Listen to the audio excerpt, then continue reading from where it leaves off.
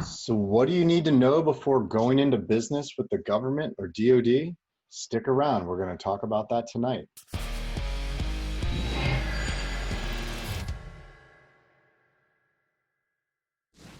But first, good evening, Agile acquisition enthusiasts.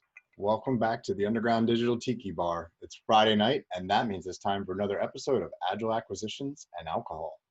Cheers. First things first, I want to make sure everybody knows that I have launched a podcast.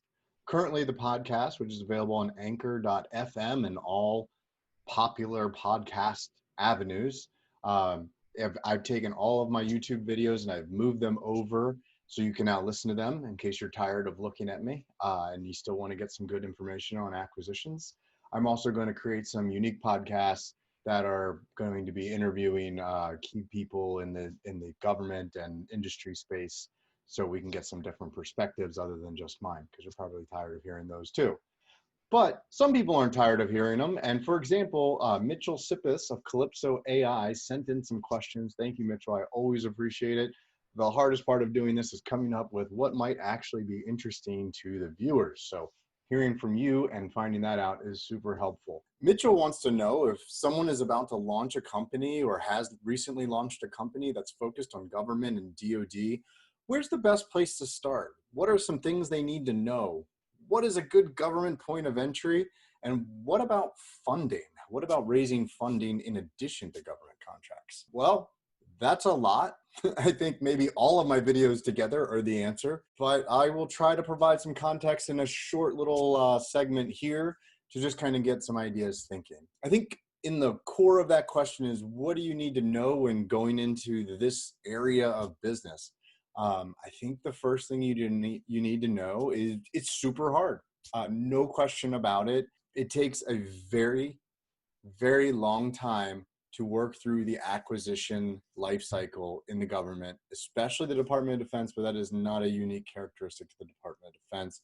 Everybody knows this, but it's just something that you have to really mentally prepare for, that even if you have all of the connections in the world, working through that process is going to take time. Well, what does that mean? It means you're going to have money to survive the length of time it's going to take from where you start trying to get into government business and you actually get a contract and you actually get reimbursed or paid from your invoices on that contract, because the government pays 30 to or so days after the invoice is submitted. So it's going to be a while before you start getting revenue in from that source. You know, raising funding means other people are going to have interest. They're going to have a stake in your company and have some influence over decisions that you make. That can be really good if those are very informed, knowledgeable people about the space you're getting into or the capability you're attempting to deliver. They can be a resource for you. And having that funding definitely gives you the ability to kind of survive the time frame it takes to get a foothold in the government space. That being said, it's not the answer for everybody. So what else is there to know? If you're going to start a government-focused company, there's some basic registration and forms that you just have to fill out. You have to register for sam.gov. If you're going to do business with DoD, you got to get a cage code. All these things take time. They're nothing that should sway you from doing it. It's just a process, and most likely it will take less time than getting your first contract. So if that's a decision that you're going to make, you're going to want to go ahead and do that. And if you're a small business and you fall within one of the set aside standards like 8A or Hub Zone or Woman Owned or Service Disabled Veteran, then you're going to have to register, and all of those of course take time as well. So you're going to want to start doing these things as soon as possible.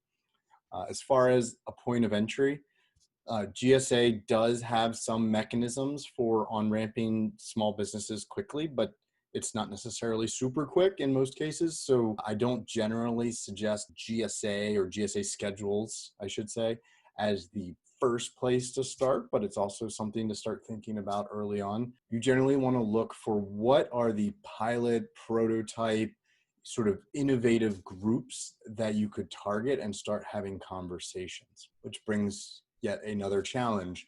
A big part of getting into that space is getting those conversations, getting access to decision makers in the government and letting them know you're there and what capabilities you're bringing, whether it's technology or services, and what makes you unique, and getting them interested in wanting to work with you, and then creating avenues for them to get to you. Uh, the Air Force, I've talked about quite a bit, has heavily leveraged the SIBR program. The SIBR program is a pretty, I don't want to say easy because nothing's easy, but it's a easier method for getting access to some amount of government funding, especially if you work through the traditional phase one, phase two, phase three approach. Then the phase one is a pretty low bar of capability to get in. And then you can work your way through the process, and it gives you access to talk to government people, which is important and difficult. So that is one method to do. Another is to look for other transaction postings through consortiums.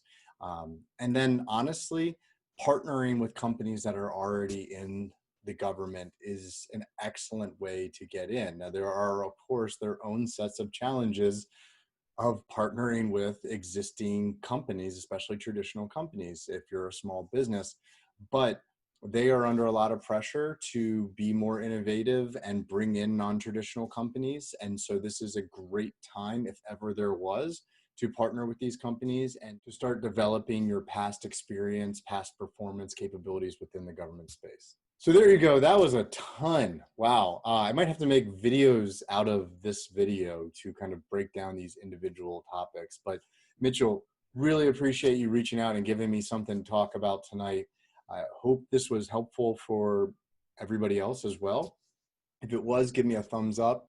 Again, if you're tired of staring at me, please check out the podcasts on whatever your favorite podcast distributor is, and start following me there. Otherwise, subscribe. And until next week, cheers.